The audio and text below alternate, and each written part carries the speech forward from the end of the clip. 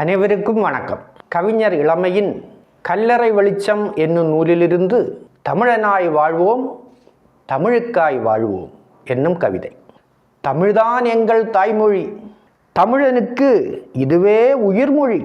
அலைமிகுந்த வறுமை வந்து அவதியுற்ற நாளிலும் ஐயமிட்டே உண்ணுகின்ற அறிவு சொல்லும் தமிழ்மொழி.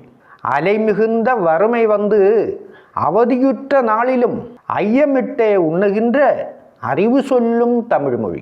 பொதிகையிலே பிறந்து முச்சங்க சபையிலே வளர்ந்து கம்பன் கவியிலே மலர்ந்த வையகத்தின் இணையில்லா செம்மொழியே, உந்தன் பிறவு கண்டு புறமுதுகு காட்டி ஓடிப்போனான்.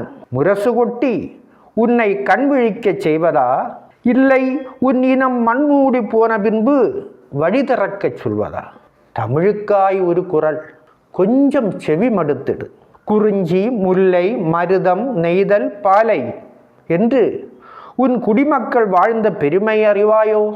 குறிஞ்சி முல்லை மருதம் நெய்தல் பாலை என்று உன் குடிமக்கள் வாழ்ந்த பெருமை அறிவாயோ? கொடிக்காய் கொடி முல்லைக்காய் தன் தேரையே தானம் தந்த பாரியை நீ மறவாயோ? நெற்றிக்கண் திறப்பினும் குற்றம் குற்றமே என்று ஈசனிடம் வாதித்த முச்சங்கத்தின் பெரும்புலவர் நக்கீரரை நீ அறியாமல் போனாயோ? 2 அடி 7 சீர்கள், உலகப் பொதுமறையாம் திருக்குறள், இயல்பியலும் இலக்கியமும் பிணைந்த நீதி நூல், எம் ஐயன் வள்ளுவர் தந்த ஒப்பற்ற இலக்கியம். இலக்கியம் ஒருபுறம் இருக்க மறுபுறம் காப்பியம். ஆம், சோழர் காலம் அது காப்பிய காலம். சிலப்பதிகாரம், மணிமேகலை, சீவக சிந்தாமணி, வளையாபதி, குண்டலகேசி என்னும் 50 காப்பியங்களை கரம்பிடித்து உலாவந்த வசந்த காலம். இப்படி ஆண் சிங்கங்கள் ஒருபுறம் கர்ஜிக்க, மறுமுனையில் என் தமிழ் மூதாட்டி ஔவை ஆத்திச்சூடியில் அறநெறி காட்டி நெல்லியை கொடையாய் வென்று சுட்ட பழத்துக்கும் சுடாத பழத்துக்கும் விடை தேடிய உன் பாட்டியை நீ அறிவாயோ தமிழா? மறவாயோ தமிழா? சிலம்பால் குலையுண்டு சினத்தால் அனல் கொண்டு நீதிக்காய் உயிர் நீத்த பாண்டியன் நெடுஞ்செழியனின் வரலாறும் உண்டு. மரபால் 1000 படைத்தும் புதுக்கவிதையால் புதுமை படைத்தும் உன் தாயையும் தாரத்தையும் கரம்பிடித்து அழைத்து வந்த எந்தன் முண்டாசு கவிஞனை அறியாமல் போனது கூத்தாயிருக்கிறது, கேலி கூத்தாயிருக்கிறது. அன்றோ தமிழ் வளர்த்த ஒரு கூட்டம், இன்றோ தமிழ் அழிக்க ஒரு கூட்டம். ஆங்கில மொழிக்கு சிவப்பு கம்பளம் விரித்து முன்வரிசையில் முட்டி மோதி நின்றாய். வெட்கமில்லையா தமிழா? தமிழன் என்றல்லவா உன்னை நினைத்தேன். ஆனால் நீயோ ஆங்கிலத்திற்கே குடைபிடித்தாய். வெள்ளைக்காரன் உமிழ்ந்த எச்சிலை பஞ்சாமிர்தம் என்பதா?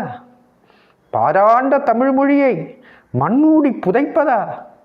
நான் கேட்கிறேன், வள்ளுவன் ஆங்கிலம் படித்தானா, இல்லை வெள்ளைக்காரன் தான் உனக்கு அப்பனா? கண்ணிருந்தும் குருடனாய், செவியிருந்தும் செவிடனாய், உண்மையை நீ மறந்து போனாய். உண்மையை உரைக்கிறேன் கேள். செம்மொழியின் இனிமை கண்டு வெள்ளைக்காரன் கூட தன் பெயரை வீரமாமுனிவர் என்று மாற்றிய வரலாறு உண்டு. அவன் கல்லறையிலே இங்கு தமிழ் மாணவன் உறங்குகிறான் என்று பொறித்த நினைவு சின்னமும் உண்டு. இத்தனையும் அறிந்த உனக்கு சிலந்தி வலையில் சிறைவாசமா? போதும் தமிழா போதும், பிதற்றி பிதற்றி நாள் கழித்தது போதும். தமிழுக்காய் ஒரு போர், தமிழ் இனத்திற்காய் ஒரு போர். முரங்கொண்டு புலியொன்றை துரத்தினால் முன்பொருத்தி உன் தமையன் இமயத்தை வென்றான் என்பதை நினைவில் நிறுத்தி கூறு ஈட்டி ஒன்றை ஏந்தி படைக்களத்திலே நடந்து பார்ப்போம். மார்புகள் எழ பாய்ந்து ஓடுவோம். மரணமே வரும் என்று பயமென்றால் நாமெல்லாம் தமிழ்த்தாய்க்கு பிறந்தவர்களாக இருக்க மாட்டோம். போர்முனையில் வீழ்வது நாமாக இருப்பினும் வாழ்வது தமிழாக இருக்கட்டும்.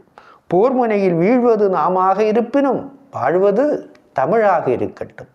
நன்றி, வணக்கம். அன்பர்களே, இந்த கவிதை உங்களுக்கு பிடித்திருந்தால் எனக்கு சப்ஸ்கிரைப் பண்ண வேண்டும். உங்களுக்கு தெரிந்த அனைத்து நண்பர்களுக்கும் இதை ஷேர் செய்ய வேண்டும், லைக் செய்ய வேண்டும் என்று வேண்டிக்கொண்டு முடிக்கின்றேன். நன்றி, வணக்கம்.